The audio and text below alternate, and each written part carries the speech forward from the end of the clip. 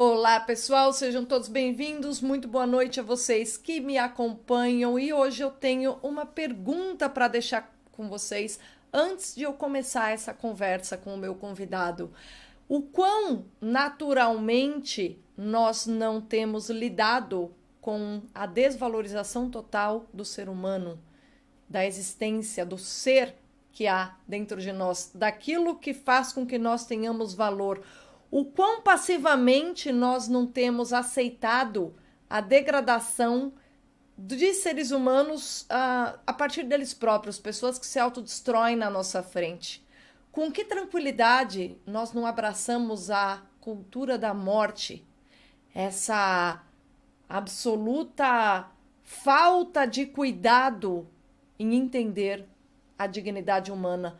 Com que risinhos nós não acatamos as tiradas nihilistas? De que maneira nós não nos deixamos convencer de que, pela naturalidade da própria morte sendo imposta por seres humanos a outros seres humanos, justamente porque a nossa alma foi deformada por tantas filosofias nihilistas? Essa é a pergunta que eu deixo a você antes de começar essa live com o meu entrevistado.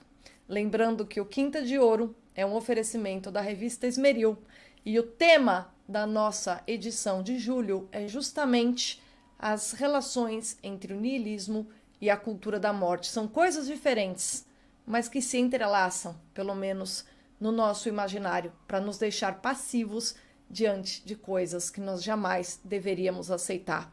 E esse programa, como vocês sabem, traz para você pessoas que vão te ajudar a refletir, pessoas que estão interessadas em procurar ouro, os mineradores que nós temos no Brasil. Então eu vou deixar você com um minutinho da vinheta da Esmeril, se você ainda não conhece a revista, e daqui a pouco eu volto aqui com o Padre Gilberto, professor de filosofia contemporânea, profundo conhecedor de Nietzsche e de todos os seus rebentos, e também um notório admirador do personalismo, talvez a rota de saída, a única rota de saída da cultura da morte. Não precisamos de mais informações para compreender os fatos atuais. Pelo contrário, a alma do homem moderno está soterrada pela era informacional. Consumimos informações para preencher o vazio gerado por esta mesma cultura. E embora tenhamos conhecimento dos efeitos adversos deste comportamento num espírito esvaziado de sentido, assistimos e vivemos seus efeitos devastadores, nos ocupando de mais e mais desordem informacional.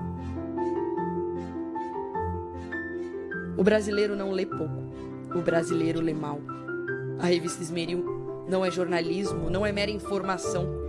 É todo um trabalho de cautela e curadoria para que nosso leitor seja capaz de tirar dos fatos do cotidiano aquilo que permanece, que estimula o intelecto e que nos aproxima, através de análise, filosofia e literatura, da verdade, do horizonte que transcende a matéria e que educa o homem para a capacidade de ver nos mais caóticos fatos a ordem mesma da realidade.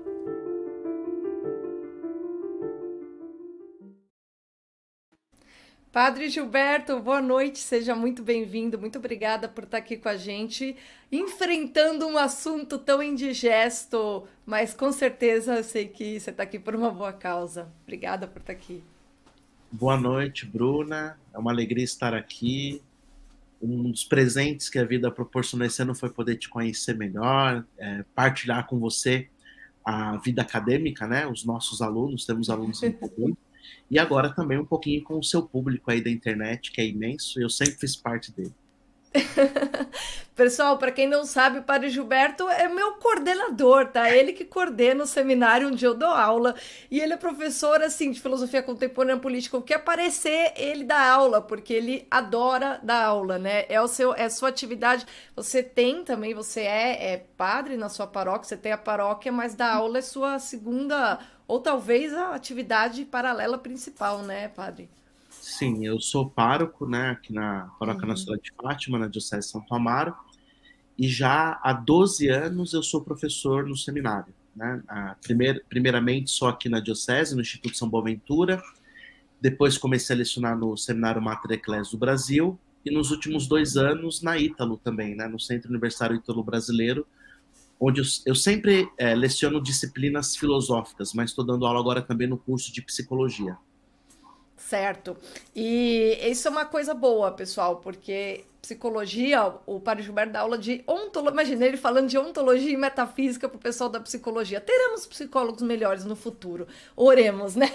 Então, em primeiro lugar, eu queria assim, todo mundo sabe, né? Os nossos alunos sabem que o Padre Gilberto adora falar sobre Nietzsche, né? Nietzsche é aquele que falou sobre a morte de Deus. E é uma ironia e é uma coisa muito engraçada, porque todo mundo diz que ele se transforma. E eu queria, assim, o Padre Gilberto foi um dos entrevistados para essa edição, tá? A gente tem uma entrevista na edição atual da Esmeril, que é uma edição, assim, uma edição que me deu um prazer enorme fazer, porque fazia tempo que meus colaboradores não me entregavam textos tão bons, todo mundo se empenhou muito nessa edição.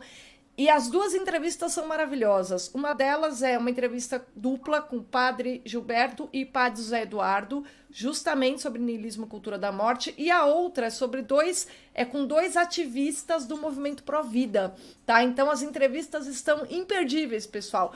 E assim, eu afixei aqui na descrição o link para vocês conferirem sobre tudo que a gente falou, mas é uma edição que eu considero bem importante.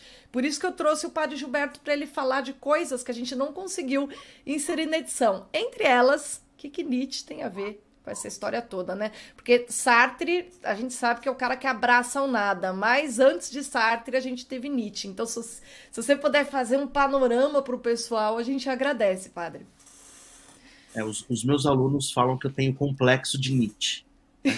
Engraçado, porque a minha especialização é em metafísica, né? Como que um metafísico pode gostar de Nietzsche? Justamente porque eu penso que Nietzsche e a sua filosofia são chaves de leitura para a compreensão do que Heidegger dizia ser o espírito da nossa época. E a cultura da morte faz parte dessa época e ela entra como se fosse vida, né? Então, os chavões da cultura de morte, os direitos reprodutivos da mulher, todas as formas de amor, uma liberdade absoluta vem revestida de vida, não de morte. Ao mesmo tempo que isso é uma negação daquilo que é a natureza humana. Né? E Nietzsche, sem dúvida nenhuma, foi aquele que, de modo sutil, introduziu esses conceitos no panorama da história da filosofia. Isso sempre esteve presente, é verdade, mas havia um certo preconceito. Quando Nietzsche inverte o conceito de niilismo, ele conseguiu transcender ao mundo da filosofia. Por que eu digo isso, Bruna? Porque a filosofia, pelo menos aqui no Brasil, até 10, 15 anos atrás, ela se restringia muito a professores e a estudantes de graduação e pós-graduação. Esse panorama mudou muito, penso eu, com a contribuição do mestre, né, do professor Olavo, e com essa tematização da política, etc., tudo isso teve um efeito positivo de um interesse maior pela filosofia. Só que Nietzsche já era muito lido no Brasil. Por quê? Justamente a sua forma livre e espontânea, que tem tudo a ver com o seu pensamento, mas sempre, Nietzsche é filólogo, né? Ele é um poeta, ele transcende a bolha filosófica e ele é lido. Ele é lido, né, por poetas, ele é lido... eu já vi gente lendo Nietzsche no ônibus, assim, completamente aleatório. Há 5 anos atrás eu fiz uma pesquisa dos 10 livros mais vendidos no Brasil. Tinha lá uma obra de Nietzsche, não nos livros de filosofia, mas de esoterismo, né, que geralmente é os livros de religião. Então, eu acredito que o pensamento dele se disseminou e influenciou praticamente todos os autores desse espectro filosófico e político, né? Chamados mestres da suspeita, ele é um. Ele influenciou demais Freud, que não o cita, mas toma dele vários conceitos, e mais recentemente Foucault, Derrida, Sartre, né, que eu partilho essa graça toda. Eu tenho uma preguiça do Sartre. Eu detesto detesto esse infeliz. Eu tive que escrever Vida e Legado dele, mas que tortura que foi. Olha, eu juro, esses dias, todo mundo que me conhece, ninguém mais me aguenta ouvir falar mal do Sartre, porque ter que relê-lo pra mim é Eu sempre fiquei um feliz que inferno. você escreveu algo sobre ele, porque quem sabe agora eu vou ler com mais interesse o Sartre. Não, não Porque vai. tem preguiça de Sartre, né? Eu não acho ele um filósofo sério, né? Não, não é Pra mim, mesmo. Né? Nietzsche é sério. Nietzsche é um Sim, filósofo sim. sério. Foucault é sério, É né? sério. Derrida absolutamente é sério, mas Sartre para mim é um panfletário, né? Um Mas é jornalista. importante, né? Sim. Exatamente, mas é importante. E eu penso que a chave de leitura para a compreensão do espírito de época, da cultura de morte e seus adjacentes, está no pensamento de Nietzsche. Estou muito convencido disso, especialmente nos últimos anos. Dá um exemplo, assim, de como é que a gente pode perceber isso, de algum tema no qual o Nietzsche insiste, de que maneira que isso está no nosso imaginário, que permeia a nossa cultura, sem que a gente nem perceba que vem dali. Um exemplo muito prático que todos podemos notar. Eu disse no início dessa live que a mudança da linguagem atual, ela vem revestida de diversos conceitos, né? Direitos reprodutivos da mulher. Quem é que pode ser contra, né? Se você pegar só o título, quem vai ser contra? Todas as formas de amor são válidas. Quem é que pode ser contra o amor? Né? O que está por trás disso para mim? O niilismo invertido de Nietzsche. Por quê? Quando a gente diz niilismo, qual a primeira ideia que nos vem à mente? Se você pensar na tradição clássica ocidental. Negação. Negação. Niilismo vem de nihil, nada, negação. O niilismo de Nietzsche é exatamente o contrário, não é negação. É afirmação. Pelo contrário, para ele, niilista são os cristãos, que abrem mão do valor da vida presente e das diversas possibilidades, das diversas potencialidades da natureza humana em favor de uma vida ideal ou de ideias puras, para você que é especialista em Platão, que você não tem acesso no mundo da vida. Então, o niilismo de Nietzsche é o contrário, é afirmar o valor da vida, é afirmar todas as formas de amor, é afirmar todas as formas de reprodução, é afirmar o desejo, é o contrário da negação, porque quando você nega uma ideia absoluta de bem e mal, para ele você afirma a pluralidade, porque entre o branco e o preto tem 50 tons de cinza, não é verdade? Então, isso é apaixonante de ouvir. Quando você ouve, você imagina um adolescente lendo Nietzsche. Primeiro que é um escritor maravilhoso. Qualquer pessoa que abre e lê vai se encantar. Por isso, por que os livros de Nietzsche... Vamos comparar Nietzsche com Kant? Kant, você lê 2 páginas, você está batendo a cabeça na parede. Mas aí você forçou, padre. Nietzsche, Kant é intragável. Vamos pensar em Santo Tomás? Santo Tomás também, pode ser. Extremamente lógico, claro. Quando você lê Santo Tomás, você automaticamente está aprendendo a pensar. Sim, se você lê um artigo da Suma Teológica por dia, depois de um mês você está com um raciocínio mais lógico, porque ele é muito concatenado. Inteiro. Você nunca vai pegar um livro de Nietzsche dividido em capítulos, não tem índice. Ele escreve por aforismos, por pensamentos livres. Por quê? Isso tem tudo a ver com a sua filosofia, que é deixar o fluir da vida. E essa mensagem é o puro devir? Oi? Digamos, é o puro devir ou não? É outra? É o puro devir. Nossa, é a contradição do apolíneo com o dionisíaco, né? Como pulsar das energias humanas e da vida. Então, para ele, o cristão, ou para ele, não vou nem dizer o cristão, a tradição filosófica ocidental tratou do quê? De encarcerar as energias vitais do homem. Tá. Então, ele quer libertar o homem. Tá. E a ideia de vontade absoluta, a absolutização da vontade humana, isso já está em Nietzsche? Ou até antes? Eu entendi o que você quis dizer, mas ele se eu fosse Nietzsche aqui, como eu faço em aula, né? Quando eu estou dando aula de Nietzsche, eu incorporo Nietzsche e deixo meus alunos em crise enquanto estão no pensamento dele, eu tento convencer. Depois entra o professor e aí vamos uma análise crítica do pensamento do autor. Tira o absoluto quando você fala de Nietzsche. Então não existe vontade absoluta. O que existe é vontade de poder ou vontade de potência. O desejo do absoluto é um desejo humano, não é o único. Então, você afirmar a pluralidade das suas vontades é a negação do absoluto, porque é pluralidade, é diversidade. Isso não está na mão? É verdade. Tá. Então, quando eu digo sempre, é uma literatura de adolescente. E muito interessante, a gente pode viver o pensamento de Nietzsche por alguns momentos da nossa vida, eles são válidos e são legais, e eu acho que todo mundo tem um pouquinho de história, já viveu. Mas eu desafio alguém com 40 anos viver a filosofia de Nietzsche ao pé da letra. Você termina preso ou termina internado no hospício. Porque no caso dele. Se eu falar tudo o que penso, eu vou acabar por magoar muitas pessoas. E se eu fizer tudo o que tenho vontade, eu vou destruir a minha própria vida. Isso. Não é? Porque eu também tenho... Aí é que tá. Para mim, essa é uma nuance importante, uma das chaves de leitura, desconstruindo Nietzsche. Nem todas as vontades que eu tenho são boas. E algumas delas são contrárias à minha própria natureza. Então, assim como você, eu concordo, Sartre está absolutamente errado quando diz que a existência precede a essência. Não. Porque eu tenho vontade... Quando eu tô triste, quem é que nunca teve vontade de morrer? O que está escondido na vontade de morrer?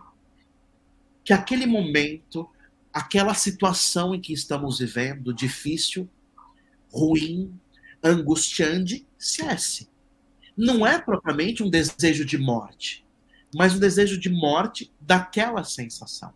Daquela dor. Leva ao pé da letra o pensamento de Nietzsche, como diz o Sartre, o suicídio é uma escolha válida, né?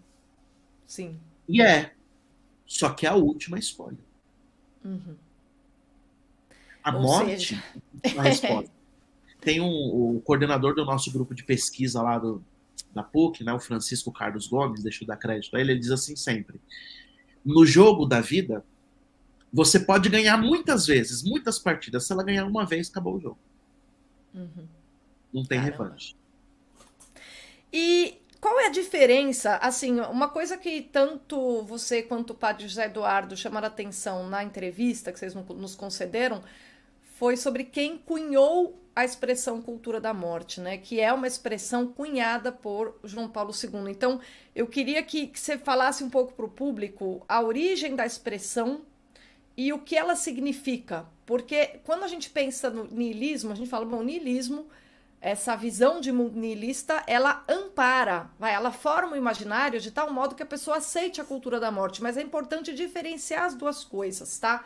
Toda essa edição ela é muito inspirada por esse livro, pessoal, que eu já indiquei várias vezes aqui no YouTube, que são os arquitetos da cultura da morte, mas existem os promotores da cultura da morte. Então, os arquitetos são aqueles que trabalham no campo das ideias, mas existem aqueles que foram os promotores, como a Margaret Sanger, de quem a professora Paula Marisa, que, aliás, padre, ela escreveu um artigo explosivo para essa edição sobre a relação entre o controle de natalidade, ali a parenthood, lá no comecinho, e falando justamente quem que é a maior promotora, né, da transição de gênero, é a mesma. Então, a questão da esterilização, de impedir que o ser humano propague a vida, tá ali direto, né? Tanto na questão da venda, o controle de natalidade, as mulheres serão livres porque não vão engravidar mais, quanto nessa loucura, que é uma das coisas que mais me choca ultimamente, que é essa história de transição de gênero e de fazer isso com criança, né? Mas, enfim, eu queria que você diferenciasse, por favor, as duas coisas, niilismo e cultura da morte, para o pessoal entender exatamente o que é cada uma. Tá, vamos começar pela cultura da morte. Bom, eu pelo menos, e fico feliz em saber que o padre Zé Eduardo concorda, porque está mais na área dele aí, né? Diz que quem cunhou o termo foi João Paulo II. Foi sempre dele que eu ouvi a expressão. Por quê? cultura de morte? Porque ela vem travestida de novos valores, né?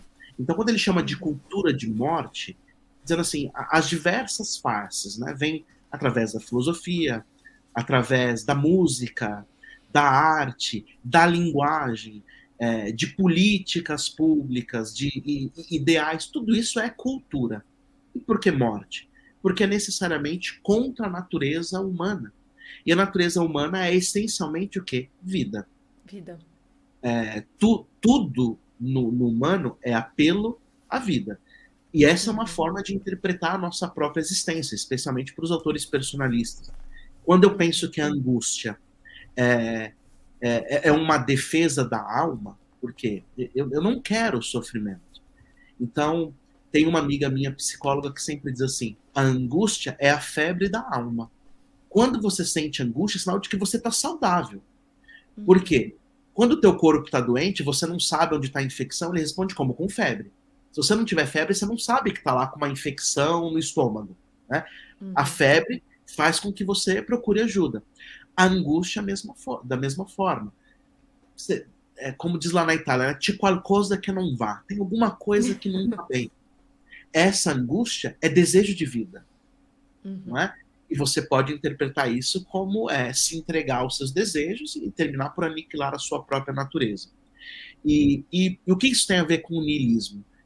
Eu gostei da entrevista, achei as perguntas muito bem elaboradas, porque eu confesso que é a primeira vez que eu vejo essa relação do niilismo com a cultura de morte. É uma intuição que eu achei que era minha. Eu sempre pensei dessa maneira. Especialmente nos últimos anos, amadurecer muito isso. Por quê? Esse niilismo, repito, o niilismo de Nietzsche e dos seus discípulos, ele vem revestido ou travestido, eu gosto mais da palavra travestido, né? Que é se vestir de uma forma nova, caricata, de vida. Não de negação, mas de superafirmação. O que aparenta ser uma superafirmação da liberdade sagrada de escolha da pessoa individual, acaba no aniquilamento daquilo que é a própria natureza. Ao mesmo tempo, é uma autodestruição. Vamos fazer um raciocínio muito simples que não exige muita lógica. Quando você faz uma transição de gênero, e aqui é importante frisar que nós defendemos a liberdade. Né? Somos contra que uma criança faça transição de gênero por um motivo muito simples. Ela não tem maturidade psicológica, muito menos biológica e física, para decidir por uma escolha perene. Certo? Um adulto, depois chegou na idade da sua maturidade, ele faz como quiser da sua vida, suas escolhas são livres, ele responde por elas. Mas quando você faz uma transição de gênero, por exemplo, você aniquila a sua natureza, de tal forma que a sua capacidade reprodutiva você autoelimina. Então, existe aí, por favor, vamos entender do ponto de vista filosófico, não do ponto de vista moral. Já que o seu público é tão amplo, e é por isso que eu amo a filosofia, que ela nos permite escapar um pouco das amarras morais, para quem não compartilha de uma mesma fé ou de uma revelação, mas é a aniquilação da natureza. Por quê? Quando eu sou homem e eu faço a transição de gênero para me tornar uma mulher trans, eu abdico da minha capacidade de gerar outra vida. E o mesmo no processo contrário, da mulher para o homem. Então, aí está a cultura de morte, mas ela é revestida de vida. Afirmação de valores. Você entende? Então, não Sim, é do ponto de vista moral que eu estou dizendo, do ponto de vista de pecado. É do ponto de vista filosófico e no que diz respeito à essência da natureza humana, que é vida. Alguém pode dizer, mas existe homens e mulheres héteros que não são capazes de reproduzir, nem por isso têm menos vida. Sim, é verdade, mas isso é um defeito da natureza. Isso. Não foi algo buscado. Não é a perfeição da natureza. É falta. E perfeição não é falta. Perfeição é acabamento, a plenitude. Justamente. Não, é muito bom. Olha, eu queria agora aproveitar a oportunidade. Eu vou evocar aqui, padre, alguns fragmentos de vários artigos e outras entrevistas, e eu quero que você comente para o público. Vamos lá. O Eduardo Mello, que é um ativista pró-vida, assim, importantíssimo. Eu já tive a oportunidade de estar com ele. Eu quero um dia trazer ele nesse programa, porque ele é de uma inteligência fora de série. Ele é um cara extraordinário. E ele disse uma coisa muito interessante na entrevista que ele nos concedeu. Ele falou que a força dos agentes da cultura da morte, que são fundações, etc. Ele diz que o dinheiro investido não é tanto quanto as pessoas imaginam. Que se você pegar as somas que são investidas e comparar, por exemplo, com o orçamento de um estado, mas não dá nem para um mês de folha de pagamento. E aí ele nos faz a pergunta, por que vocês acham que avança tanto essa cultura da morte, que é promovida por esses agentes todos? Porque ela é algo que, é promovida. O ser humano, naturalmente, não chegaria nessa loucura. E nem a cultura da morte, ela não brota também espontaneamente das filosofias. Ela se coaduna, né? Ela encontra, digamos, respaldo nessas filosofias, porque essas filosofias estão no imaginário, elas que respaldam. Mas há promotores, há fundações, há pessoas trabalhando. Depois, quando vocês lerem tanto a entrevista com os padres, quanto a entrevista pessoal com os ativistas, vocês vão entender em detalhes. Também no artigo da Paula Marisa, maravilhoso, que ela faz a recapitulação toda ali, tá? Então, mas uma coisa que ele fala interessante é o seguinte, ele diz que poucos recursos somados a nenhuma oposição geram grandes resultados. Então ele diz o seguinte, que um dos fatores a que ele atribui o crescimento da cultura da morte é a inércia especial de potenciais opositores. Assim, e ele diz, pessoas que deveriam estar se opondo à cultura da morte não o fazem. Queria saber se você concorda com isso, o que é que você acha disso? Olha, concordo plenamente, a afirmação é brilhante. Primeiro porque tudo isso evolui por progressão geométrica. Isso, ele diz isso também. Eu disse também na entrevista. Também. Por um motivo simples. Explora a fraqueza humana. Uhum. Esses desejos que Nietzsche fala, ele não está inventando. Estão presentes em todos nós. Sim. De fato, existem muitas forças que falam em nós. E quando você encontra o contexto favorável para sucumbir a elas, sob a aparência de vida, você não precisa ser adepto de uma filosofia para embarcar nesse mundo. Então, isso produz comportamento, e o comportamento produz pensamento, e o pensamento produz novos comportamentos, e assim por diante. Então, embora se necessite de muito menos dinheiro, quando você implanta isso na cultura, é muito mais eficaz do que qualquer programa de Estado. E, na minha opinião, quem melhor entendeu isso no Brasil foi o Olavo. Sim, sem sombra de dúvida. Eu li O Imbecil Coletivo há 20 anos atrás, né? Um pouco menos, 17 anos atrás, quando eu estava no seminário, indicado por um colega. E eu fiquei impressionado, porque parecia ser um livro muito futurista. Quem ler hoje a primeira vez, pensa que está falando da atualidade. Porque ele explica justamente isso, porque o marxismo cultural, que também é outra coisa que para mim ele entendeu melhor do que ninguém, é justamente isso. Muita gente diz que não existe mais comunismo hoje, que não existe, o marxismo nunca foi aplicado. Em defesa do marxismo, muita gente diz isso para dizer contra as atrocidades que os estados comunistas realizaram. Mas a grande questão não é essa. E é por isso que ficar nessa discussão política é algo muito pobre. Nós temos que levar para a filosofia. Por quê? O próprio marxismo diz que se em nome da prática revolucionária você tiver que abandonar algum pressuposto teórico, você deve fazê-lo. Por quê? A vida se dá na prática, não no pensamento. Isso também é muito contemporâneo. Heidegger incorporou isso no seu projeto Ser e Tempo, quando ele fala do mundo da vida. Ele incorpora isso de outro filósofo, mas ele fala, é no mundo da vida que se dá a vida. Então, se você tem que abrir mão, por exemplo, de um sistema socialista e ser capitalista, mas as ideias estarem ali presentes para promover esse tipo de cultura, é válido. Onde a gente encontra isso hoje em dia? Na China.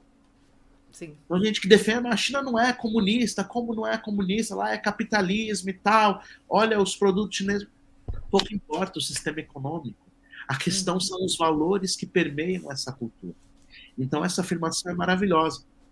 E eu penso que o trabalho que a gente faz como professor de filosofia, como evangelizadores, e eu acho que essa nova direita que surge no Brasil, que atrai muitos jovens são atraídos por isso, é a grande defesa. Por quê? também avança por progressão geométrica. A gente vê hoje muita gente defendendo valores conservadores, valores de direita, que não necessariamente são cristãos.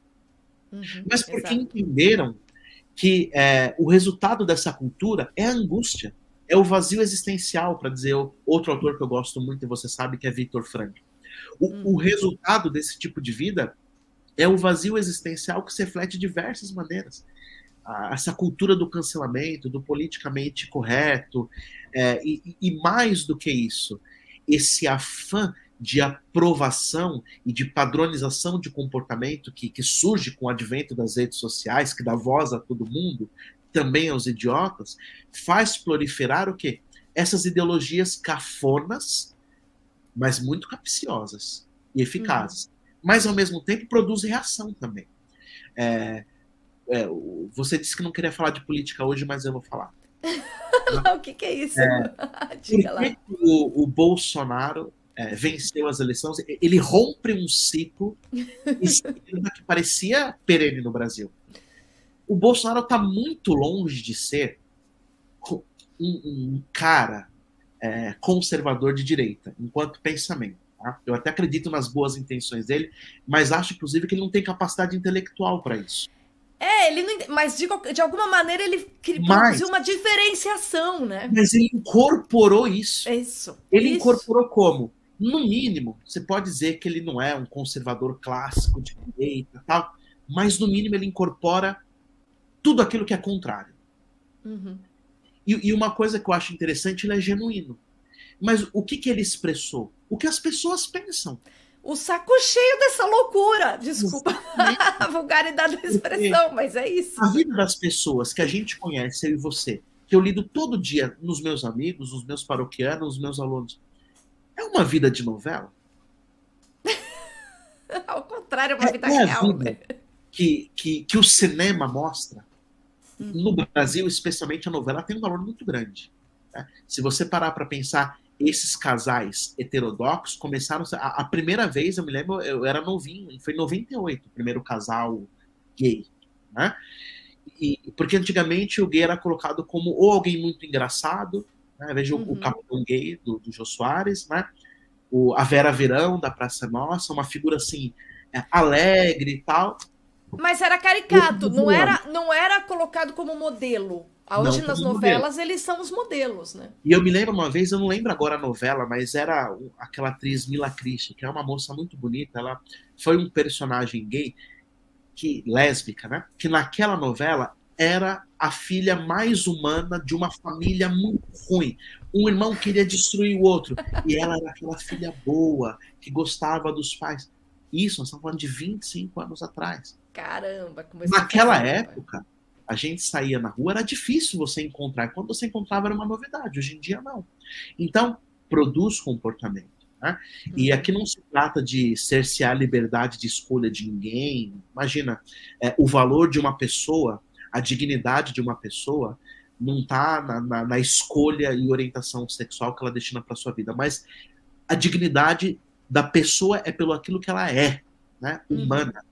Né? E então, aquilo que ela acredita, aquilo que ela realiza, diz o que ela é muito mais do que as suas escolhas sexuais, que é uma parte. É lógico. Inclusive, entre os conservadores, você tem vários homossexuais que vão justamente nesse discurso. Agora, Padre Gilberto, eu queria trazer mais um tópico para discussão, que é o seguinte: tem uma coluna na Esmeril que chama Conversar é Pensar Junto. É um colaborador nosso, meio socrático, né? Esse sim é um platônico inveterado. E ele escreve diálogos mesmo. E como a gente fez uma trilogia chamada Decadência da Civilização Ocidental, o Triunfo do Niilismo foi o encerramento, né? Aliás, eu não aguento mais esse inferno. Eu não vejo a hora que chega agosto para lidar com outras coisas, porque os últimos 3 meses foram pesados. Ascensão do ateísmo, sistematicidade das revoluções e agora Triunfo do Niilismo e Cultura da Morte. Deus me livre. E aí, nesse diálogo, e ele fez ele realmente, o diálogo dele começou em maio e terminou agora em julho. E eu não sabia muito bem como ele ia terminar. E quando eu li, assim, para preparar a edição, eu fiquei emocionada, porque terminou bonito, terminou falando de esperança. E eu achei muito bonito, porque, cara, ele parece que ele adivinhou que eu queria que a gente apontasse para a saída, né? E aí tem uma frase que eu queria que comentasse, que ele diz o seguinte: que a pessoa pode até negar Deus. O que não se pode fazer é negar a verdade de Deus. Ele diz o seguinte: alguns a encontram na religião, outros noutras fontes. Não importa como, desde que A, em maiúsculo, ache. É o único jeito de assumirmos nossa humanidade. Ou seja, encontrar a verdade de Deus é a única maneira de o ser humano encontrar a sua humanidade. Eu queria que você comentasse essa passagem. É bonito e existe uma mensagem de esperança, porque o resultado da cultura de morte é o vazio existencial. E para retomar, Pascal chamava isso de ennui, né? Que é o momento que a pessoa se encontra com a sua miséria de uma forma mais absoluta. Neste momento, quando ela esvazia-se completamente de si, porque isso foi o resultado das suas próprias escolhas, ela vai buscar o sentido. Seja na religião, seja em Deus, ou naquilo que Viktor Frankl chama de valores de altura, que de alguma maneira é transcender. Então, porque o vazio gera vazio. A palavra de Deus diz isso, né? Um abismo atrai outro abismo. Então, para mim, aí está a centelha e a marca divina que está impressa no coração do homem, para estar, João Paulo II novamente, na consciência que é o sacrário da alma. Porque a última resposta nossa, natural, não é a morte, é vida. Então, eu busco o sentido, não a morte. Então, eu acho que nós vivemos nesse tempo. Muitas pessoas nos procuram para conversar, para orientação espiritual, acadêmica, vindas depois machucadas pela vida, porque é o resultado inevitável. Ou será que essa proliferação de doenças da alma não tem nada a ver com isso? Depressão, transtorno de ansiedade, burnout. Não é que isso são coisas novas, mas explodiu. Será que isso não é o resultado da cultura de morte? E ao mesmo tempo, né, por que as pessoas buscam tanto ajuda hoje? Em terapia, na literatura, na religião. Então, o que pensava-se ser a morte de Deus, na verdade, é uma nova descoberta sobre novas formas. E aí uma crítica que eu faço às religiões de um modo geral hoje em dia, porque muitas vezes elas não estão preparadas para responder a isso, porque a própria religião adoeceu. E as instituições religiosas também. Nós estamos no interno, você também agora dando aula no seminário, você pode perceber isso. As nossas instituições não estão livres deste mundo e muitas vezes elas adoeceram e foram corroídas e apodrecidas por dentro. Então, a crítica que Nietzsche, olha o complexo vindo à tona, que Nietzsche faz às religiões, eu acho muito válida e serve para purificá-las, porque existe sim uma maneira de viver a religião de um modo doentio. Essa religião que nega completamente a natureza humana, que nega os valores desta vida, o prazer desta vida em vista de uma vida futura, isso nunca foi o cristianismo. Pelo menos o cristianismo do evangelho, pelo menos não o cristianismo de Jesus Cristo. Eu não vim para odiar o mundo, né? Tanto Deus amou o mundo que enviou o seu filho, para que não pereça todo aquele que nele crer, mas tenha vida em abundância, não é? Então, essa religião mercadológica, para mim, é um reflexo também. E vamos pensar que antigamente você encontrava padrões elevados de santidade, de intelectualidade, de caridade, principalmente nas religiões. Hoje você continua encontrando, mas não só. Por quê? Porque esses valores de alturas, eles não pertencem à religião, eles pertencem à natureza humana, à natureza que Deus deu ao homem. É a marca do Criador em cada pessoa. Eu acredito tanto nisso que eu não preciso me apresentar como um padre para falar de Deus. E por isso que eu escolhi a filosofia como um caminho acadêmico e não a teologia. Eu sou teólogo também. Porque eu acredito que, através da boa filosofia, estudando bons autores, até autores ateus, mas que têm boas filosofias, necessariamente você faz com que as pessoas se encontrem com esses valores de altura. E aí elas possam transcender. E se elas vão encontrar Deus ou não, eu parto do seguinte princípio. O próprio Deus está interessado em se revelar a elas. É verdade? Tem que ter quem anuncie. Mas se a pessoa está interessada em transcender, Deus vai se manifestar. É perfeito. É perfeito. É engraçado porque outro dia eu tava fazendo eu fiz uma live com um menino que me pediu, porque ele é um divulgador de estoicismo. E aí muitos seguidores dele falaram: ai, mas será que é possível? Eu que sou cristão, ser estoico e etc. E ele quis fazer uma live comigo para eu explicar a conciliação entre estoicismo e cristianismo. Eu falei: olha, se você olhar lá atrás, claro, você tem pontos de divergência, mas você tem vários pontos porque assim, o cristianismo tem um grau de universalidade tal que ele absorve o estoicismo também. Ele absorve todas as filosofias que tem abertura para transcendência, entendeu? E aí eu tava explicando que justamente que bom que um ateu encontra no estoicismo uma, digamos assim, madeirinha, pode não ser o barco sólido do cristianismo, mas é uma madeirinha na qual ele não afunda no absurdo, entendeu? E ele mantém abertura para transcendência. Eu tô falando, cara, o pessoal às vezes critica, porque de fato tem muito coach que explora o estoicismo, né, tal, falam aqueles chavões de autoajuda. Mas se você for ver a filosofia estoica mesmo, o Epiteto, olha, você tem uma abertura clara para a transcendência, que eu acho que no mundo ateu e secular como o nosso, eu acho que o estoicismo devolve as pessoas para a igreja. Por quê? Porque valoriza o que a natureza humana tem de melhor. Isso. Ao contrário do que faz a cultura de morte. E é por isso que a cultura de morte é tão maligna, porque ela é o aniquilamento disso. Do ser humano, né? Por que o cristianismo tem essa capacidade de absorver? E o cristianismo se expandiu por toda a orbe, especialmente ocidental, justamente porque sempre teve essa capacidade de absorver o que as culturas tinham de melhor e não de destruição. Por quê? Porque é a valorização do que é humano. Jesus é o perfeito homem. Você não precisa ser cristão para acreditar no valor do perdão.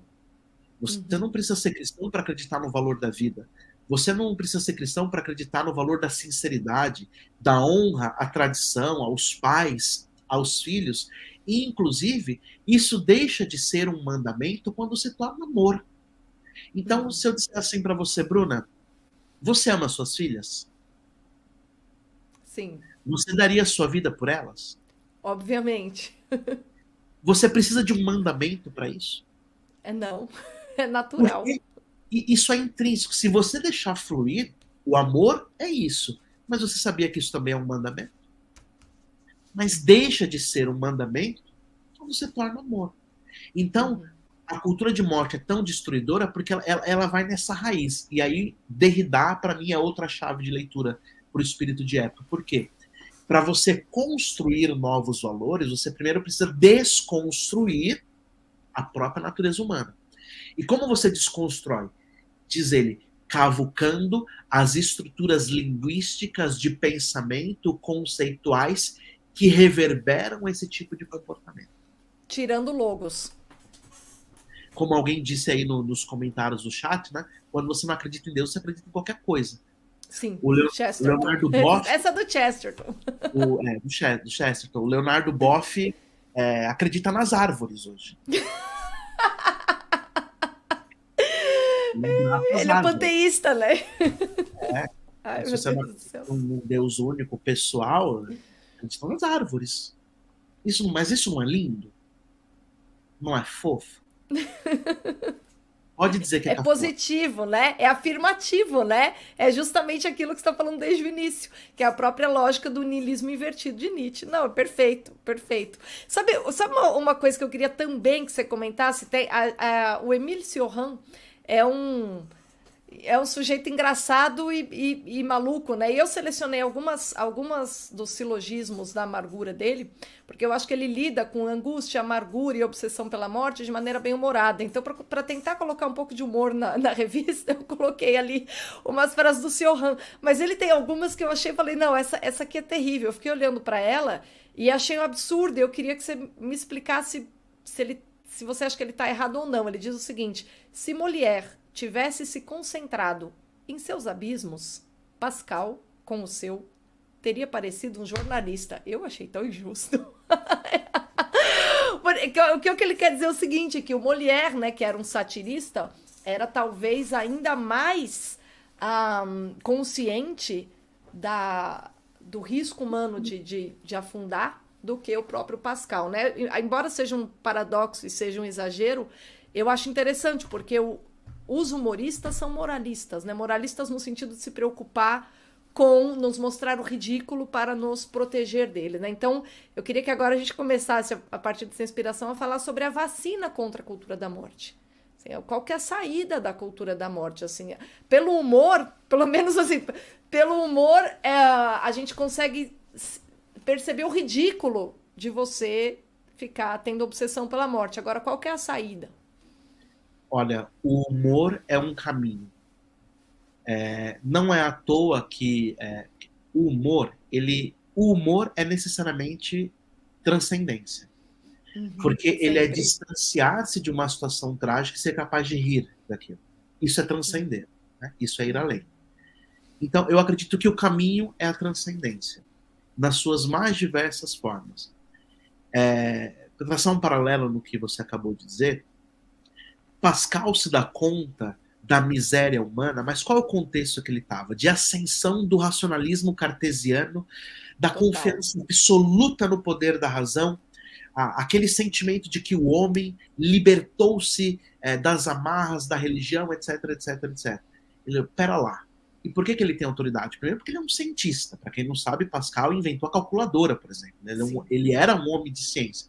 Mas ele alerta, pera lá, essa natureza não é tudo isso. Perante o tudo ela é nada, mas perante o nada ela também é tudo. Hoje, eu acredito que a transcendência se dá de diversas formas.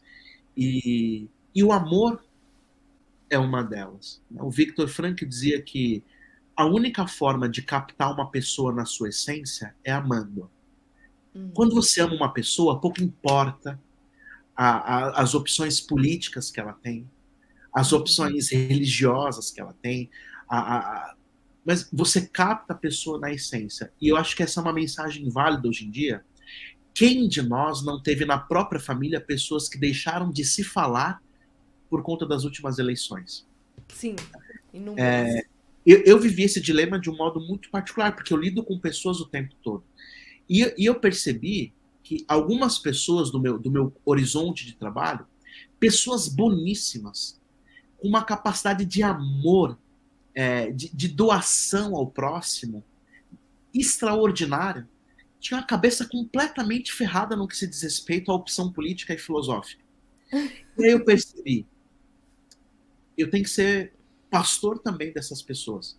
E se eu tentar convencê-la do erro filosófico político, eu vou perdê-la. Sim. Então, é mais fácil partir do que onde a gente se encontra. A gente se encontra onde? No que é mais importante, que é o amor. Então, uma mãe não deixa de amar o filho quando o filho faz escolhas erradas. E é quando capta a pessoa na sua essência que você pode o quê? Transcender. Transcender é ir além daquele erro, daquela visão reducionista da pessoa. E tem muitos caminhos para isso. O humor é uma delas, a arte é uma delas, a literatura é uma delas. E vamos pensar, a própria revista Esmeril surge nesse contexto e é uma voz hoje na sociedade que pode crescer ainda muito mais. Mas que, não vou dizer 10 anos, não, 5 anos atrás a gente não tinha tantas vozes assim. Sim. Hoje a gente tem várias vozes contra essa cultura de morte aqui no Brasil. Não é verdade? Justamente. E hoje você tem... tempo, não tinha voz. Sim. Você tinha que engolir o que a novela te passava, o que Hollywood te passava, o que as músicas te passavam. E não tinha o like lá para medir se a gente estava gostando, não, mas a gente consumia aquilo. Hoje não, hoje se produz cultura. Né? Olha o que é o Brasil Paralelo, por exemplo. Né? Olha, propaganda de graça aqui, não recebi nada para isso. Né? E tantas outras, né? E desculpa fazer tanta referência a ele, mas quem é que disse isso antes de todo mundo? Olavo? É óbvio.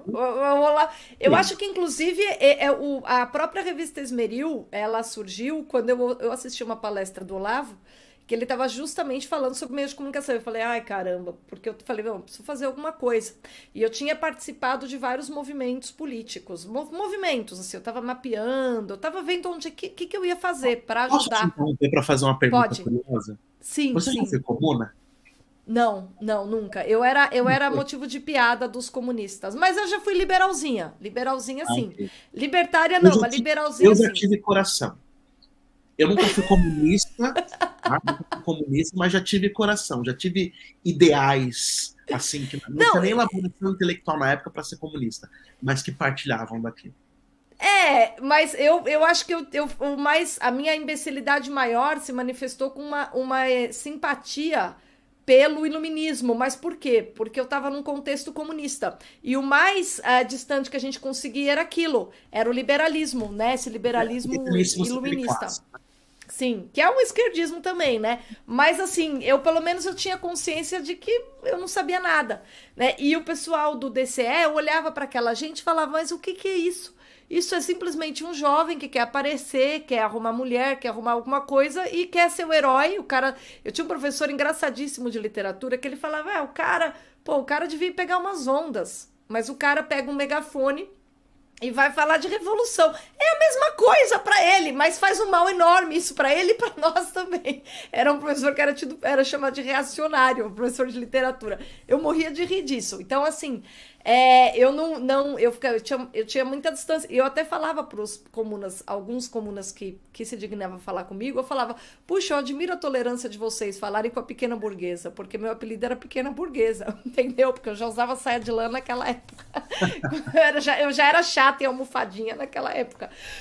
Padre, agora, outro assunto que eu acho importante, a gente começou falando do João Paulo II, né, o Papa João Paulo II, e que define, que cunha o termo cultura da morte, que se dá conta da movimentação das fundações internacionais para, por razões completamente contrárias à dignidade humana, conduzirem o ser humano à destruição, à autodestruição, né? Você tem toda essa propaganda e todo esse imaginário, e o ser humano se convence de que o caminho da afirmação da vida é a destruição de si, essa insanidade, e ele se preocupa com isso, porque ele era um homem... foi um santo, né? Assim, não tem nem o que falar de João Paulo II. E eu queria que o senhor falasse justamente do personalismo, porque esse livro que eu mostrei no início, pessoal... Tem na minha livraria, mas não precisa comprar lá não. Mas comprem, por favor. O Arquitetos da Cultura da Morte é uma obra escrita por dois... não sei se eles são personalistas ou se são simpatizantes do personalismo, mas eles falam justamente sobre todos os argumentos daqueles que defendem a cultura da morte e eles contrapõem os argumentos personalistas. Por isso que eu adoro esse livro. E esse outro livro aqui, do Peter Kreeft, que eu também usei para escrever a minha matéria ali para Esmero desse mês, a tradição platônica, ele diz que o personalismo é o futuro da filosofia, e o futuro da filosofia é o personalismo. E o personalismo surge assim, se expande, etc., justamente como total oposição à cultura da morte, como uma reação, não que ele se reduza a isso, claro, vem de antes, mas foi a reação mais sólida contra a cultura da morte. Certo. Eu acredito nisso também. Por quê? O personalismo consegue libertar-se de amarras preconceituosas, filosóficas, que encarceram o pensamento e que, por exemplo, São Tomás não encontraria hoje esse espaço. Não que pelo amor de Deus, não estou dizendo que não serve. Mas o personalismo realiza aquilo que a Fides et Ratio, João Paulo II, dizia.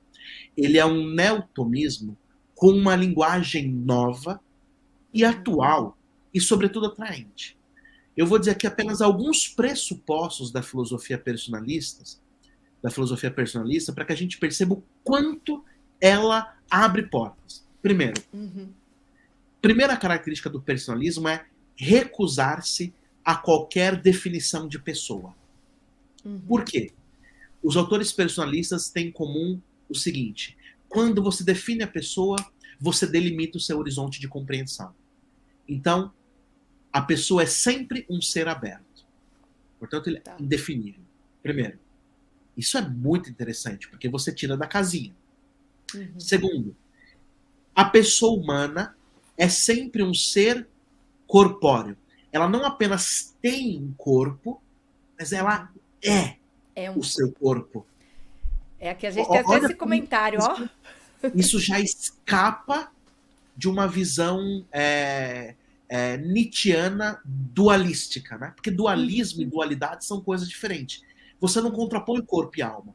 Então os autores personalistas vão dizer o seguinte: não é que eu tenho um corpo e eu preciso educar esse corpo. Não, eu sou o meu corpo. Eu sou o meu corpo. E tudo aquilo que eu sou se reflete através do meu corpo. E não se manifesta de outra forma. Isso é outra coisa muito interessante, porque nós estamos na cultura do corpo. Uhum. Outra coisa, a pessoa humana é sempre um ser também espiritual. Ela não é somente corpo. Portanto, ela é aberta, ela é indefinível, ela é um corpo, mas ela é um espírito encarnado, mas espiritual, ou seja, sempre pode transcender. O Viktor Frankl não é classificado como um autor personalista, mas eu, como professor de filosofia, que não tenho audácia de dizer que sou filósofo, né, classifico o Frankl como um personalista, porque ele afirma isso. Ele define a pessoa como um ser, ele define não, né? Ele aponta, a gente tem que escapar dessas palavras, né? Ele aponta a pessoa como um ser biológico, psicológico, social, até aí muitos outros autores da psicologia vão dizer a mesma coisa, ele diz e espiritual. E o que é o espiritual? O noético. Uhum. São aqueles valores de altura que governam a pessoa. Eles se confundem também com valores religiosos, mas não são nem apenas valores religiosos e nem somente valores religiosos, mas é o que rege a pessoa. E olha que interessante, o espiritual nunca adoece, vai dizer o Viktor Frankl. O corpo adoece, o psicológico adoece, as relações sociais podem vir limitadas, mas o espiritual nunca adoece. Portanto, ali será a força propulsora que tira a pessoa da crise como um guindaste. Portanto, no processo da logoterapia, que é a teoria desenvolvida por Frankl, o grande desafio é fazer a pessoa entrar em contato com esse noético, com o eu espiritual, para que a partir dali ela comece a reconstruir as suas outras áreas. Falando de João Paulo II, ele não é um autor muito gostoso de se ler. Tá? Ele escreve de uma maneira muito rebuscada. Bom, pelo menos não é o meu estilo literário preferido. Muita gente gosta. Eu gosto mais do estilo de Bento XVI, por exemplo, que é o estilo mais direto. Mais simples, né? Que é com aquelas frases fortes mas denso, né? Denso e claro. Denso Exato. E claro, né? João Paulo II não, ele é circular, né? Ele avança, mas depois volta, você pensa que ele está falando de novo a mesma coisa, mas ele está ganhando fôlego para poder avançar. Agora, todos os livros dele são maravilhosos, mas não é uma leitura assim tão fácil e atraente. Agora, tem um filme que eu recomendaria a quem está nos assistindo agora. Carol, o Homem que se Tornou Papa. Porque mais impressionante do que qualquer escrito de João Paulo II é a vida desse homem. Ai, que incrível isso. Ele enfrentou os grandes males do século. Né? Ele enfrentou a guerra, ele viu a sua Polônia completamente destruída. E depois que os nazistas invadiram, vieram quem? Os comunistas. Ele enfrentou nazismo e comunismo. E depois, o terrorismo. Né? Ele sofreu atentado terrorista ali nos anos 80. Caramba. Então, o terrorismo que nem era proliferado tanto, ele enfrentou. E dilemas familiares. Né? Ele, com 20 anos, havia perdido todo mundo que amava. Pai, mãe. Ele se viu completamente sozinho. Caramba. E o que é interessante? A resposta dele ante a todos esses dilemas e males sempre foi: não tenham medo. Nunca foi uma resposta reacionária e vingativa. Sempre foi uma resposta ressentida, de amor. Incrível. Um episódio real que nesse filme relata, certa vez, os agentes comunistas ficavam impressionados com o fluxo de pessoas que procuravam a confissão com ele. E como essas pessoas saíam dali transformadas e tal. Então colocaram uma escuta no confessionário dele. Sabe o que aconteceu? O agente que ouvia a escuta acabou se convertendo. Isso é o máximo. E se tornou discípulo dele. Casou depois com uma das filhas espirituais dele. O filme mostra de uma maneira bem legal. Então, se você não tiver paciência para lê-lo, veja esse filme. E o Viktor Frankl é um autor delicioso de ler.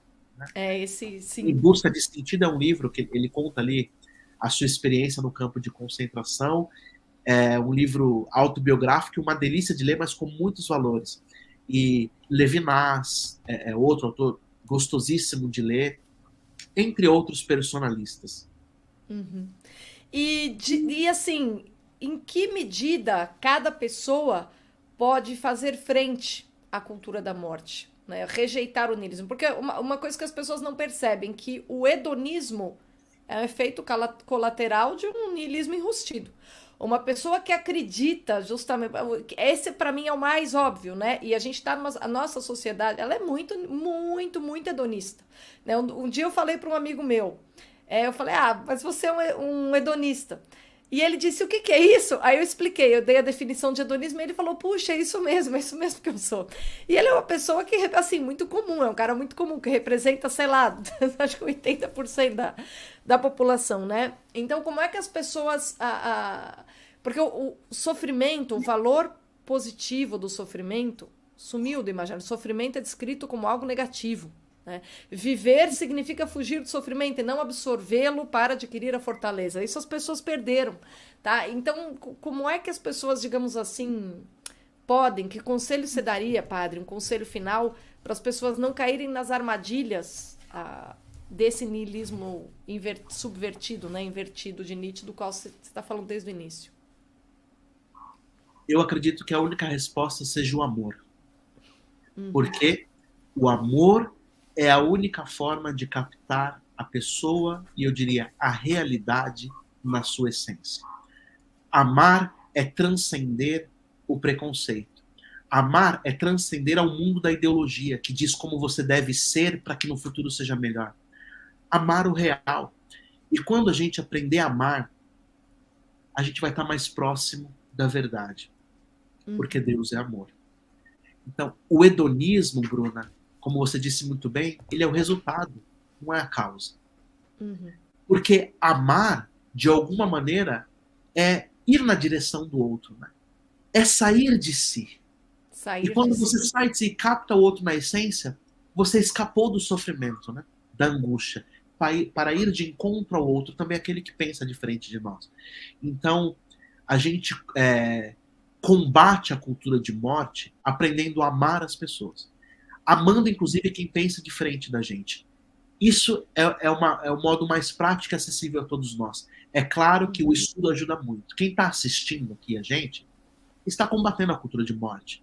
Porque está aprendendo muita coisa, está relembrando coisas que já sabia, está tendo insights e argumentos para combater essa cultura de morte. O estudo ajuda muito.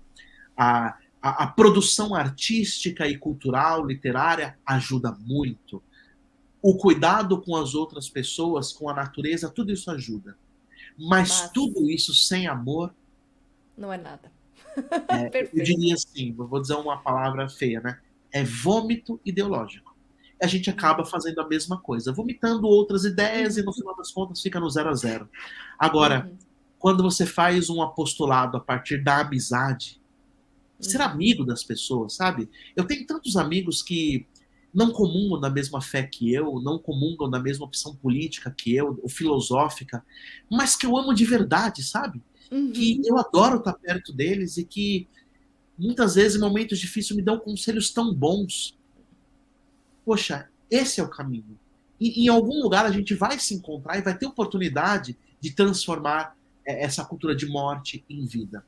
E como você falou, eu concordo também. Tem uma amiga minha, uma pessoa que eu amo muito, que sempre diz assim para mim: o sofrimento não serve para nada. Esse negócio que a gente aprende na dor é mentira. Eu não acredito nisso. O sofrimento não serve para nada. O que serve é o amor. Porque se eu não superar o sofrimento com amor, sim, eu fico amargurado. Uhum. Você fica amargurado e ressentido. Você tem muito hater, Bruna? Olha só, eu só queria que você, por último, falasse como é que o pessoal te segue, que agora você tem um Instagram, como é que o pessoal te acompanha, como é que tá essa história, você vai começar a produzir conteúdo, porque tem vários padres que têm feito um trabalho extraordinário. Nós já entrevistamos todos, tá, Padre Gilberto? A gente adora, a gente tem contato com todo mundo, e eu queria saber como é que é, qual que é o seu Instagram. Eu sei que é Padre Gilberto Lombardo Júnior, mas como é que as pessoas acham? Ó, em primeiro lugar, eu tenho que dizer que eu sou novo nesse mundo. Maravilha! Em primeiro lugar, eu tenho que dizer isso. Então, você vai entrar lá. Eu até mudei o nome aí para aparecer o meu Instagram, né? @prof.gilbertolombardojr. Então, muitos dos meus alunos me convenceram, você me encorajou bastante a entrar nesse mundo e com um argumento que foi muito apelativo, justamente promover uma cultura de amor, uma cultura de vida. Então, meu Instagram é esse, eu estou começando a postar lá alguns conteúdos de coisas que eu já fiz. Eu tenho um canal no YouTube também, chamado Pensar e Crer, que ainda é muito pequeno, porque eu nunca divulguei esse canal, porque inicialmente eu o criei no período da pandemia, quando não era possível as aulas presenciais, então eu só mandava link para os meus alunos. Que legal. Então tem algumas aulas lá, mais interessantes, de metafísica, de filosofia da religião, de lógica, de teoria do conhecimento. Então tem algumas aulas lá, sempre um conteúdo baseado numa filosofia tomista e personalista, mas fica à vontade, canal Pensar e Crer. E é isso, né? Eu também faço parte de um grupo de pesquisa do Labo, que chama Vazio Existencial Contemporâneo e Possibilidades de Realizar Sentido, onde publiquei alguns artigos, né, na plataforma Alfilates. Então, estou adentrando esse mundo agora. Eu me recusei muito a fazer isso antes. Muita gente diz que você não foi, porque assim, o meu grande medo nunca foi de dar errado, foi de dar certo. O meu medo era de dar certo e eu ainda não ter amadurecido o meu pensamento e falar groselha. Mas hoje eu fiz assim, 40 anos esse mês, eu sinto, não é que meu pensamento está maduro e pronto, mas eu sinto que algumas coisas estão mais sedimentadas. E o que eu não compreendo, eu consigo pelo menos encontrar caminhos. Então hoje eu estou me aventurando um pouquinho mais. Até agradeço aí essa oportunidade. E quem estiver nos assistindo, adiciona lá no Instagram, no YouTube. Vamos trocar conteúdos. E também, Bruna, eu estou com um projeto aí. Eu estou escrevendo um ensaio sobre Nietzsche. Convencido aí pelos meus alunos. Né? Lógico. Não sei se vou publicar, mas estou escrevendo um ensaio sobre Nietzsche mais ou menos da seguinte forma. Imagina aquele homem que saiu da caverna, o mito da caverna de Platão. Inclusive, o Nietzsche faz referência a isso. Ele diz que, na verdade, o bom era estar dentro da caverna, que tudo que está fora era a ilusão do mundo das ideias de Platão. Então, imagina esse homem, ele saiu da caverna e ele encontrou um castelo. E esse castelo é o espírito da nossa época. E as chaves para entrar nesse castelo estão com Nietzsche. Então você tem que bater um papo com Nietzsche, ele te dá uma chave e você entra no castelo. Aí ele te explica lá, a primeira chave é o niilismo. Com essa chave você entra no castelo. Quando você entrou lá no salão do castelo, você continua batendo um papo com Nietzsche, ele te explica o que é a morte de Deus. E aí você recebe mais uma chave e entra em mais uma estância lá do castelo. Então eu pensei em 5, 6 chaves para explicar Nietzsche de modo para a gente compreender um pouco, e a revista Esmeril me ajudou muito nessa relação com a cultura de morte. Inclusive já anotei bastante coisa aqui para poder traduzir nisso, e um dia penso em publicar. Que sensacional, eu acho muito importante. As pessoas precisam pelo menos entender um mínimo sobre Nietzsche, para elas saberem exatamente reconhecer de onde vêm algumas ideias que elas acham que são delas. E não são. São ideias que foram tão disseminadas na cultura, e a origem é Nietzsche. Então você precisa entender melhor. Aliás, você sabe que eu estou para fazer uma live sobre aquela introdução aos diálogos de Platão no Nietzsche. Porque eu acho que ele entende Platão muito errado, mas totalmente errado. E os meus alunos foram ler, e é incrível que a gente leu todos os diálogos, e eles sozinhos Aqueles que leram falaram, nossa, Bruna, eu acho que ele não entendeu muito bem algumas coisas e tal. E eu achei engraçado, porque quando você conhece Platão em primeira mão, você já começa a ver que ali o que o Nietzsche fala sobre Isso é ele não é muito impressionante, né? fiel. E a gente fica feliz quando esses insights vêm a partir dos próprios Dos alunos. Porque a primeira coisa que você pensa, será que Nietzsche não entendeu Platão? Aí você pensa assim, poxa, mas quem sou eu para dizer que ele não entendeu? É verdade, ele não entendeu. Não entendeu! Ele não assim entendeu! Como Heidegger não entendeu Santo Tomás. Assim, Isso. Assim como Descartes, muito menos Aristóteles. Não, eles não entenderam. Isso não diminui com grandiosos, mas eles não entenderam. Não entenderam. É isso. E nós temos que nos libertar e falar a real aqui. E lermos as coisas em primeira fonte primária, pessoal. E tenhamos a coragem aí de nós tentarmos entender aqueles que não foram entendidos. Nesse ensaiozinho que eu tô escrevendo sobre Nietzsche, né? Depois que ele te dá as 5 chaves, ele desaparece e você saiu da caverna e ficou trancado no castelo. Você tá ferrado. Aí você vai precisar de chaves para abrir novamente essas portas, ou seja, para desconstruir estas chaves de Nietzsche. E aí é o que eu gosto muito, é o meu método como professor. Eu vou contradizer Nietzsche a partir do próprio Nietzsche. Mostrando as falácias das suas conclusões a partir das suas premissas, não com premissas de outros autores. Claro. Porque é assim que você desamarra Nietzsche. Porque se você for só para as conclusões, você é obrigado a concordar com tudo. Mas quando você percebe que o problema está nas premissas, porque elas não correspondem à realidade, aí você abre o castelo, você sai do castelo e você decide se você quer entrar no castelo, se você quer entrar na caverna ou se você quer viver livre no mundo. Que ótimo. O livre-arbítrio sempre em primeiro lugar. Sim. Somos defensores da liberdade sempre. Liberdade de escolha em primeiro lugar. Padre, muito obrigada. Pessoal, sigam o Padre Gilberto. A vocês que acompanharam essa live, confiram mesmo a edição de julho da revista Esmeril. Triunfo do niilismo, é irônico esse triunfo, tá? E cultura da morte, mas nós temos uma surpresa muito boa para agosto. A gente vai sair da lama e começar a falar de luz, tá? De sal e de luz, porque nós merecemos. Mas é importante conhecer a desgraça para saber reconhecê-la e não se deixar levar por ela. Por isso nós fizemos essa trilogia Decadência da Civilização Ocidental. Mas o mundo não é só decadência. Nos próximos meses celebraremos aquilo que importa. Padre, muito obrigada a todos vocês que nos acompanharam até agora, até essa live até o final e até a próxima.